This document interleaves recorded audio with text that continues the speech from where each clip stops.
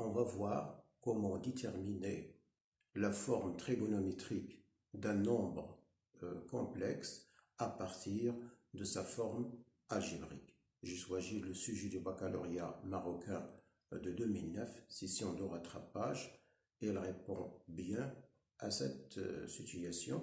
Allez, on passe directement au lancer de l'exercice, vous l'avez déjà vu. Donc le plan complexe est rapporté à un repère orthonormé direct OUV et nous avons les 3 points A, B, C d'affixes respectifs petit a, petit b et petit c. Donc petit a, c'est 2 moins 2i, petit b, c'est moins racine de 3 sur 2 plus 1 demi-i, et petit c, c'est 1 moins racine de 3 plus 1 racine de 3 facteur de i. Donc la première question, il nous demande de déterminer seulement la forme trigonométrique du nombre a et du nombre b. On va tout d'abord répondre à ces deux questions et on va voir est-ce qu'on peut déterminer la forme trigonométrique aussi de c. Donc vous voyez, donc nous avons le a. La première chose qu'on remarque, c'est qu'on peut factoriser par 2, donc on factorise.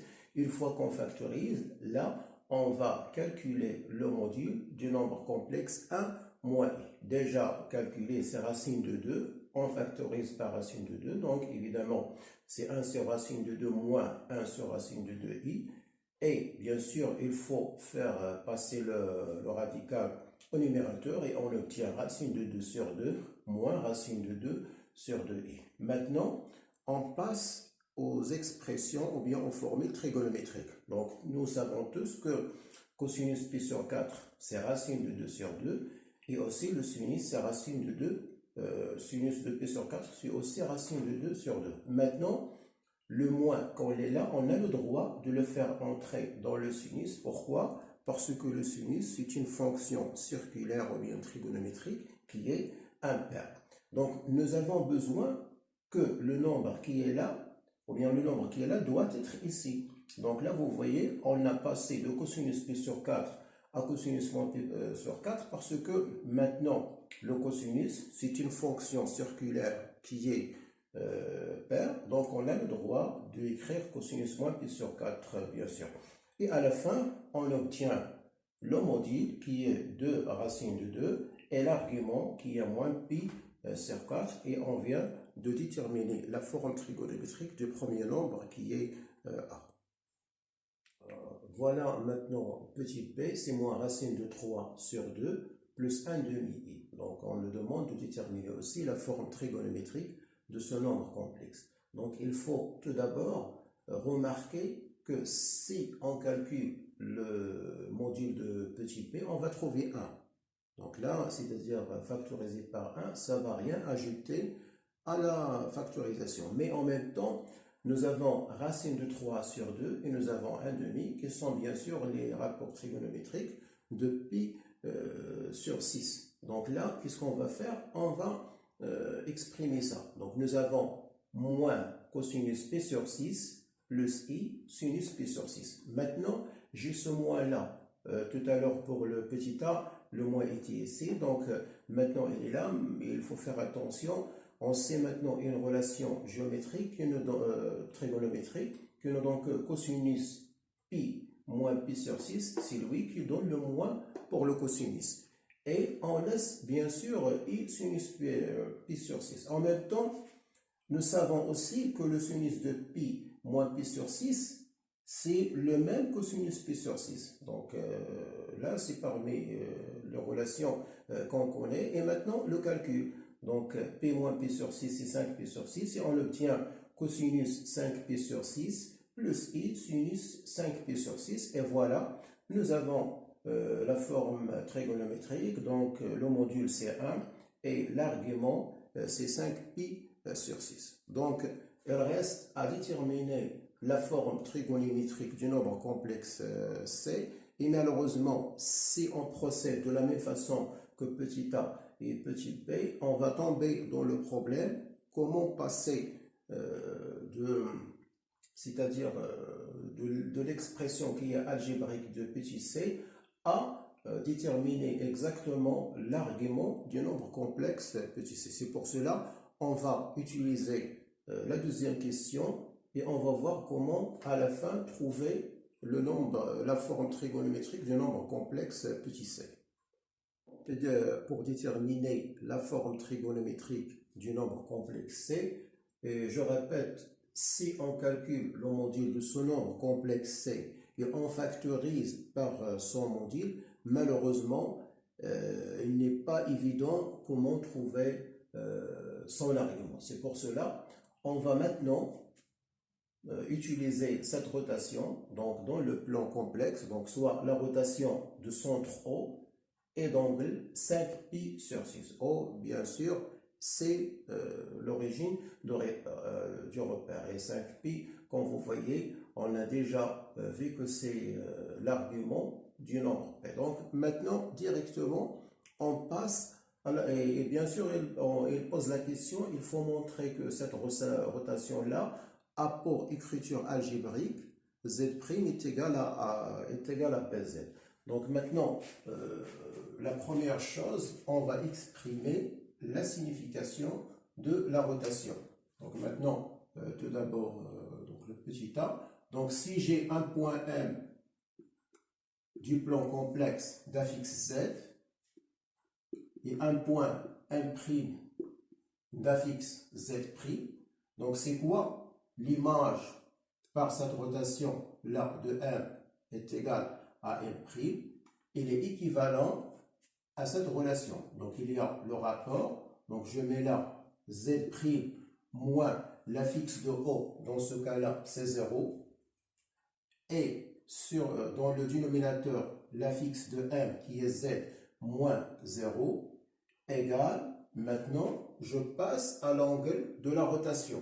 Donc, c'est l'exponentielle de I 5π sur 6. Donc là, on suppose que grand M, il est différent du centre de la rotation. C'est-à-dire, dans le cas où M est égal à O, l'image de O, c'est O. C'est-à-dire, il est invariant par cette rotation. Donc là, on n'a pas le droit, bien sûr, de diviser par Z moins 0 dans le cas où Z est égal à 0. Maintenant, on passe au calcul. Donc, c'est Z' sur Z qui est égal à exponentielle I 5π sur 6. Je vais éliminer le rapport. Donc, ça va donner exponentielle I 5π sur 6 multiplié par Z. Vous voyez là, il faut connaître une chose, c'est que l'exponentielle de I 5π sur 6, c'est une écriture, ou bien c'est la forme exponentielle du nombre cosinus 5π sur 6 plus I sinus 5π sur 6. C'est exactement le nombre P. Donc le nombre P, voilà sa forme algébrique, mais nous avons déjà trouvé sa forme trigonométrique et qu'on peut la remplacer par sa forme exponentielle. Donc là, j'ai le droit d'écrire que Z' est égal à P qui multiplie Z, et on vient de répondre à la question, c'est qu'il faut montrer que Z' est égal à Pz, et maintenant, si je prends Z est égal à 0, c'est-à-dire dans le cas où le M coïncide avec le centre, je vais trouver 0. Donc là, c'est évident.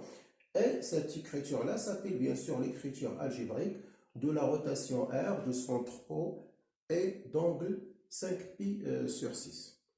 Maintenant, petit b, donc il nous demande de montrer que l'image du point A, elle est égale à C par cette rotation-là. Et pour répondre à cette question, il faut utiliser petit a, qu'on a montré que nous avons l'écriture algébrique de la rotation qui est égale à Z, avec bien sûr Z, c'est l'affixe de M, et Z' c'est l'affixe de son image. Donc maintenant, pour répondre à la question, on va tout d'abord calculer ce produit-là, B qui multiplie A. Et bien sûr, on a remplacé le petit a, le Z par petit a, parce qu'on a le droit de remplacer Z par n'importe quel nombre complexe, et on va le remplacer par petit a pour pouvoir à la fin voir est-ce qu'on va trouver C ou pas. Donc vous voyez là, je remplace par les données, donc j'ai le petit p, c'est moins racine de 3 sur 2 plus 1 demi-i, Et la même chose pour A. Et vous voyez, jusqu'à maintenant, on n'utilise pas la forme trigonométrique du nombre. Maintenant, on va développer. Donc, nous avons moins racine de 3 sur 2 qui multiplie 2, c'est moins racine de 3. Et en même temps, moins racine de 3 sur 2 qui multiplie moins 2i. Donc, ça va donner le moins avec le moins, c'est plus. Si on simplifie par 2, on va trouver racine de 3i. Donc, maintenant, 1 demi-i qui multiplie 2, après simplification, c'est i. Et nous avons maintenant 1 demi qui multiplie moins 2, ça va donner moins 1.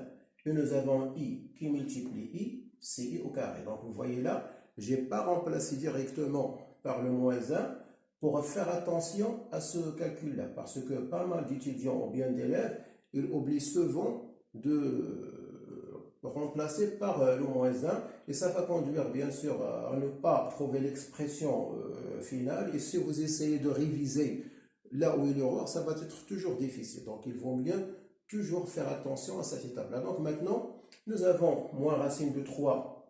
Je remplace tout d'abord par moins 1, donc je vais trouver 1 et à la fin j'ai 1 moins racine de 3 plus i, facteur de racine de 3 plus i. Et donc je réécris la relation, donc c'est la même chose. Là, je fais passer le i de l'autre côté, c'est la même chose. Et bien sûr, nous avons l'addition est commutative, donc j'ai le droit d'écrire c'est 1 plus racine de 3. Je fais la comparaison avec cette expression-là et la forme algébrique de C, c'est effectivement C. Et ça y est, on a le droit de conclure que l'image de A par cette rotation-là, c'est petit c. Et maintenant, vous allez voir comment on peut déterminer la forme trigonométrique de C à partir de cette relation-là. Pour déterminer la forme trigonométrique de C, on va utiliser la deuxième question. Donc, on a déjà montré que l'image de A par cette rotation, il est égal à C. Et cette relation-là, elle est équivalente à petit c est égal à B qui multiplie A. Maintenant, on va maintenant voir comment exprimer l'égalité de deux nombres complexes à partir de leur forme trigonométrique. Donc tout d'abord, nous savons une chose très importante, c'est que si j'ai le produit de deux nombres complexes, il y a une relation qui nous dit ça. Il nous dit que l'argument du produit, c'est quoi? Il est congru à la somme des arguments, c'est-à-dire argument de B plus argument de A modulo de pi. Donc ça, c'est comme les relations géométriques pour le logarithme. On sait tous bien sûr que le logarithme transforme le produit en une somme et la division ou bien le quotient en une différence. Donc maintenant, c'est quoi B qui multiplie A? C'est C. Donc je vais l'écrire. Donc ça, la signification que argument C, il est congru argument B plus argument A modulo de pi. Maintenant, ce que je vais faire, je vais revenir à la première question. Donc là, j'ai déjà montré que la forme trigonométrique de ce nombre-là, c'est 2 racines de 2 et d'argument moins pi sur 4. Donc je vais remplacer. Et, pardon, donc là, c'est le contraire. Donc l'argument de P, on a montré que c'est 5pi sur 6, alors que l'argument de A, c'est moins pi sur 4 modulo de pi. Maintenant, on va réduire en même dénominateur, donc 6 qui multiplie 4, c'est 24, 5 qui multiplie 4, c'est 20, moins 6, ça va donner 14, donc toujours modulo de pi. Et à la fin, je remarque il y a un facteur commun qui est égal à 2. Donc je vais simplifier avec 2. Ça va nous donner 7pi sur 12 modulo de pi. Et à la fin, je trouve que l'argument de C, c'est exactement 7pi sur 12. Et vous voyez là, on n'est pas obligé de connaître les rapports trigonométriques de tous les nombres, mais bien sûr seulement ce qu'on vient de voir, c'est-à-dire pour P sur 4 et P sur 6 et P sur 3 et tous les autres, c'est-à-dire là où on va ajouter le moins ou bien faire la différence et tout ça. Donc maintenant, vous voyez, ça c'est par les méthodes pour déterminer l'argument d'un nombre complexe à partir d'une rotation. Allez, donc cette séance est terminée. Je vous remercie. Vous allez trouver en bas de cette vidéo-là le lien qui va vous donner l'énoncé de cet exercice-là. Allez, merci de votre attention.